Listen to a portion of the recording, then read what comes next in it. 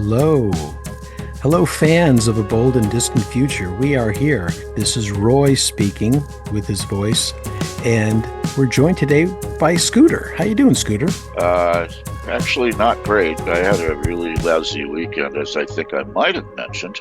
Oh, I'm sorry to hear that. Excuse me, week. I had a lousy week. Yeah. Got sick. It is the way of things. I hope today's show can be a healing moment for you, perhaps. Let's work on that. This has been such an active news week. I couldn't avoid some of the topics, and we've been trying to move away from being chasing the news, but man, there's so much stuff happening that I just felt like I wanted to speak about it a little bit. And I know we're not going to talk about Trump talking with Putin, which he's doing today. That should be interesting to maybe revisit next week after it's happened to see how that all plays out. Are you After we lose Alaska? Yeah, that could happen, huh? We might have to give Alaska back. Who knows? But it's going to be an interesting week. Every week is like, it feels like a month, if you follow the news, if you're brave enough to follow the news. I kind of navigate a lot just through headlines and, other things, side glances. But It's easy to get drowned in it. It is. Well, this is the big story. One of the big stories of this week is Trump saying he'll deploy the National Guard to Washington to take control of the District of Columbia's police force. This is pretty grim. This is an authoritarian move. Yeah, and it's premised on the fact that that guy named Big Balls, I'm sure what folks is, got the crap beaten out of him. And Trump's not going to take that line down. He's operating like a mob boss. Yeah, it's like a retaliation. I'm going to get you back because you did this to my guys. We're going to get you back. Yeah, exactly. It's like the opening scene to Godfather. He is a mob boss. As a con man and a mob boss. Well, dude's from Queens. He works in construction. What do you expect? Yeah. Did you ever hear the story that Woody Guthrie wrote a song about his father. Donald Trump's father? Man. Crazy. I don't think it was ever recorded, but I think it was just the notes for a song, or a few couplets, a few verses or whatever. Well, if it's got notes, somebody probably has. Yeah. I was struck by some of the language. Now, this is a quote of Trump's right in the middle there. It says, "No, we're getting rid of the slums where they live." It's such a, horrible way to use the term slum. Isn't that kind of racist? Yeah, that's exactly what I was looking for. Racist. And the racism is so obvious. It's yeah, they're no longer speaking, in subtle tones about this. It's getting bad. Yeah.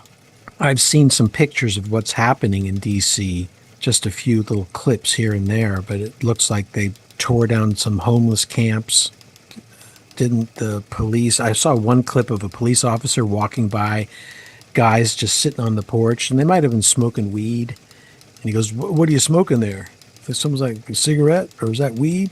And it was like, what's your name? Can I see your ID? It's like, what is this? This is America, Yeah, exactly. That's what it is. This is America. No, we're not supposed to do that in America. This is the new America, or maybe we're going back to the old America. Make America. Dude, it's always been America. It's just more overt now than it has been in the past. Yeah, we have to remind ourselves of that. I have to.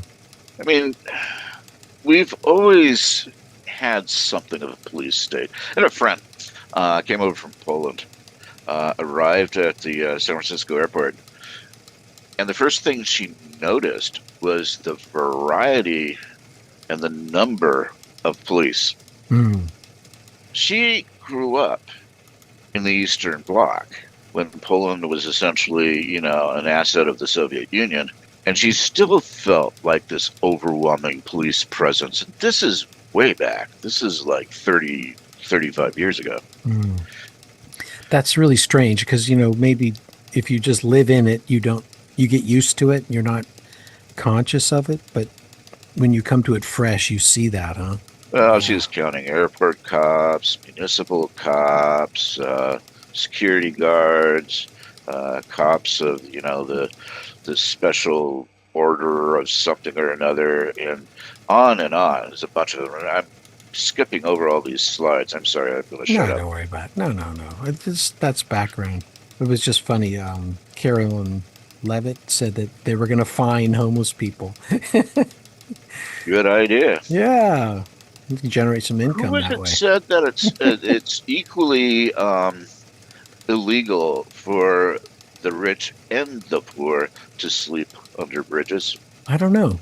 It sounds like it's from a Frank Capra film. Yeah, it sort of does. I'll have to look that up. Somebody somewhere said that when they were challenged about, hey, isn't this going to, impact the most vulnerable? And she says, well, it's just as illegal for the rich to sleep under bridges. Somebody in the Victorian catastrophe, Some, industrialization, the whole period in the UK.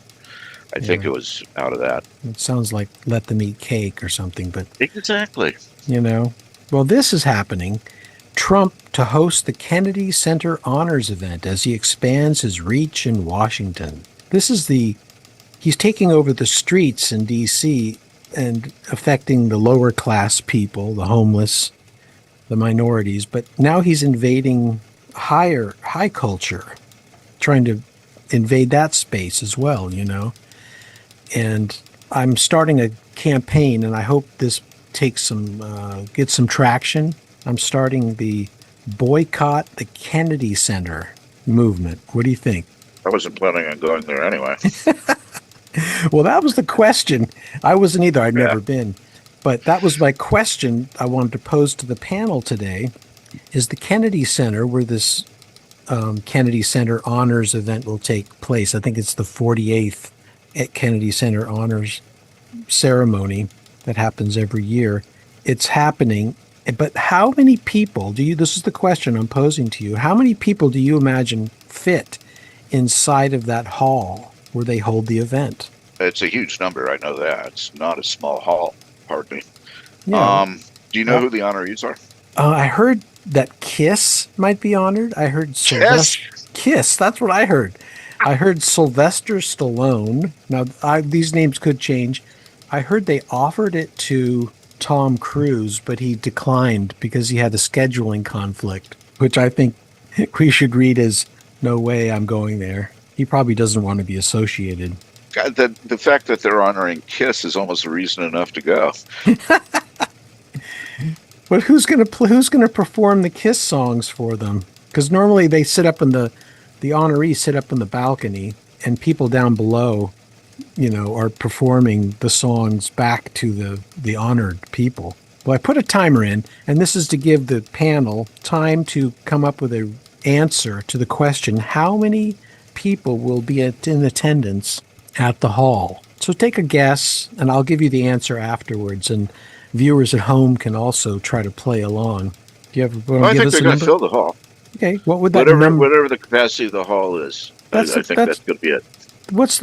what do you believe the capacity of the hall would be? How many people do you think can fit in that room? Oh God, impossible to say.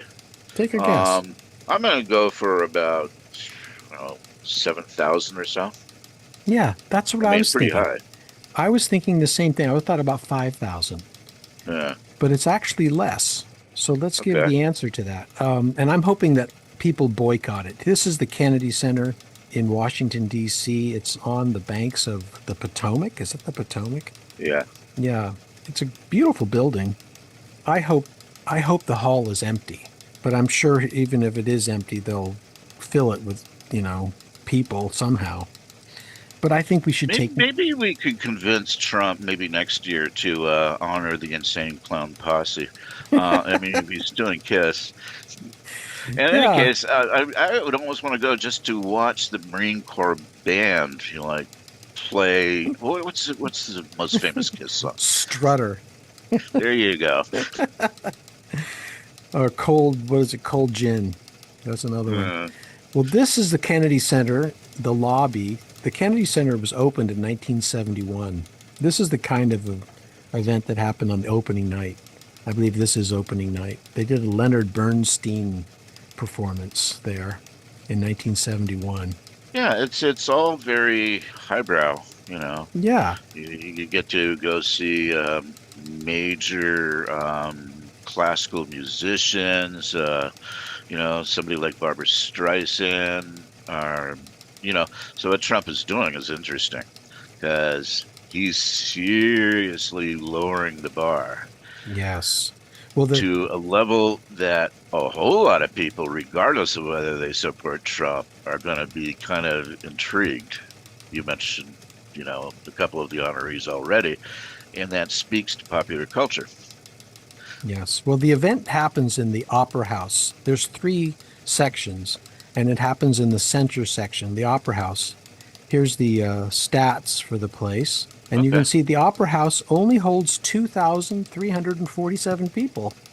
I was surprised at the number being that low. I thought it would be bigger. So that is the number of people they have to fill those seats with. And I think we need to know. I hope someone videotapes and photographs the faces of everyone going into that hall that night.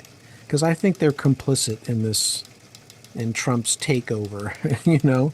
So again, I hope this boycott the Kennedy Center movement of mine takes off. We'll see. Well, I can absolutely commit, no Yes. reservation, that I will not go to the award ceremony at the Kennedy Center. We also, you can't watch it on television though either. Don't stream it. Wasn't planning to. Okay. I mean, that's part of the boycott, I would think, because he'll look at ratings on television. He'll look at anything to, pump himself up, So There'll I be think, enough people commenting on it where I really won't feel the need. I think so too. That's how I feel. I don't need to watch it live. There'll be clips and moments of it shared out in other ways. So let's see if that gets any traction. Please share that one out. Screenshot that boycott logo I created and share it out in your social media platforms. Sure. Please, please. And all our listeners, I hope they do the same. So Trump is being a bully in the highest echelons of our culture and the lowest, and everywhere in between, it seems like he's just permeating the fabric, you know? Well, I mean, it is kind of amazing to watch. You divorce politics from all of this and just look at how he's managed to change in 6 months the entire political fabric of a Yeah. major world power. People talk to him about him as if he's stupid, and my response is he's stupid enough to get elected to president twice. Yeah. I mean, that's not a. I correct people when they say that too. He's not stupid. He's a con man. That's how Mhm. I see him. He's an excellent con man. Well, He's a this is con man and a bully. yeah, and a bully. Well, this is the book, The Authoritarian Personality, and the blurb on the front is a great selling point. It says here, it is impossible to give any adequate idea of the richness of content, a monumental study which blazes new trails in the investigation of prejudice. An important book, and I went through the book. I found it on, I think I told you before, I found it on the Internet Archive. And Yeah. I went through and I found one section I thought that was good to share here. And it's this part. It's 7 or 8 points that boil down from these 75 points. And maybe we'll read some of this today if we can. If we don't get through it all, we can always come back to it in a later show. Because I think Eddie wanted to speak about this too. He's been looking at this book as well. But here it says, in the same way, a number of such variables were derived and defined, and they, taken together, made up the basic content of the F scale, the fascist scale. Each was regarded as a more or less central trend in the person, which, in accordance with some dynamic process, expressed itself on the surface in ethnocentrism, as well as in diverse psychology-related opinions and attitudes. These variables are listed below, together with a brief definition of each. So let's look at A, conventionalism, rigid adherence to conventional middle-class values. That's part of the authoritarian personality. In that regard, have you watched the movie Suburbicon? No, I haven't seen that. It has that guy as a Mm-hmm. star. Mm-hmm. I'm trying to remember the guy's name. I should have it. It'll come back to me. Anyway, Yeah. uh, yeah, it's a movie. I believe it's on YouTube. That's very worth checking out. It has to do with a very conventional social structure in a suburb that gets interrupted in several intriguing ways. I'm not going to give away the plot. I will look into Matt it. Damon. Matt Hmm. Damon is in it. Okay. Suburbicon. Yeah, I'll look into that. yeah, yeah. It's kind of like up there a little bit with like Stepford Wives, sort of that sort of thing, Mm. but a little bit more intense and not as funny. The dangers of conformity or the pressures of conformity that are put upon us or can be put upon us. And the expected set of values to which you are expected to conform. Right. It is a sort of what's the term I'm looking for? Um, High context is the term I'm looking for. It's a Mm. high context situation where anybody who doesn't fit stands out like a blue thumb. Mm. So you're forced to conform or give the appearance of conforming in order to survive and navigate and live, basically. Yeah. Exactly. Well, let's look at B. I don't think we'll get through all of these, and we can revisit it next week. Maybe we'll end off our show with this card, in the weeks to come. But B is authoritarian submission, submissive, uncritical attitude towards idealized moral authorities of the in-group, which is basically you surrender your critical thinking skills to the leader, you know? Yeah. It follows on the heels of conventionalism. Um, when I was growing up, I used to hear people say all the time, we can put a man on the moon, but why can't I get a ride to the grocery store?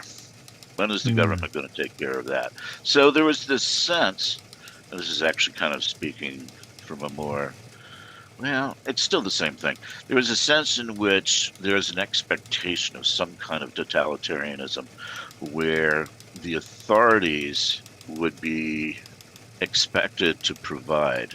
And there's another example I can give of this. There's a Reader's Digest cover I saw years ago, and I wish I had kept it. It was the cover article was about some town, I don't know, in Iowa or someplace, and there are three figures. It was a photograph. There was a cop in full regalia standing on like a pedestal. Mm. Next to him, but lower down, was like this hot model, you know, Mm-hmm. obviously sexualized woman who's kind of looking up at him. But at the bottom, sitting on this bottom step, was a black preacher. And he's looking up at the cop with a look of almost adulation. And they were presenting this as the perfect American town. Mm. And the image was so striking to me that this is actually what they want. A Right. strong authoritarian figure, a submissive woman, and a beleaguered minority who looks up in adulation at this figure of a cop. I don't know if you've been seeing Governor Newsom's tweets lately, but he's been doing tweets in the style of Donald Trump. And they are hysterical. This one is great. Donald is finished. He is no longer hot, in quotes. First, the hand so tiny, and now me, Gavin C. Newsom, have taken away his step. Many are saying he can't even do the big stairs on Air Force One anymore. Uses the little baby stairs now. Sad. It goes on and on and on. He's got this meeting with Putin in Russia. Nobody cares. They're hysterical. If you get a chance, they are so funny and so beautifully written. He's just taking the wind out of Donald's, sails and all these aggressive tweets by tweeting in his own style. Well, the whole redistricting thing is interesting. Oh yeah, what he's doing that way. He Yeah. just had a talk with Heather Cox Richardson, which was great. I don't know if you got a chance to see that, but they sit and talk for about 25 minutes, and Uh, he explains a lot of what he's doing and how he's saying, "Hey, Texas, if you do this, we're going to do it too. But if you stop, we'll stop." Oh, You the know? Texan government came back and said, "Well, if you're going to do it, we're going to do it some more. Oh, really? Instead of 5 districts, we're going to go for 10 Mm. or 6 districts, whatever it was." But yeah, so now it's gotten to the point of being silly. I mean, I hope Newsom does this. I actually really do. I hope that they do a redistricting in California. Um, Whether or not Texas does it, Well, I think he's but giving them an out, and mm, and he's making it clear to everyone that he's giving them an out. You know what I mean? He probably will end up having to do it because I don't think they're going to bow down. They're well, just they're going to Texans. They're not going to bow down. exactly.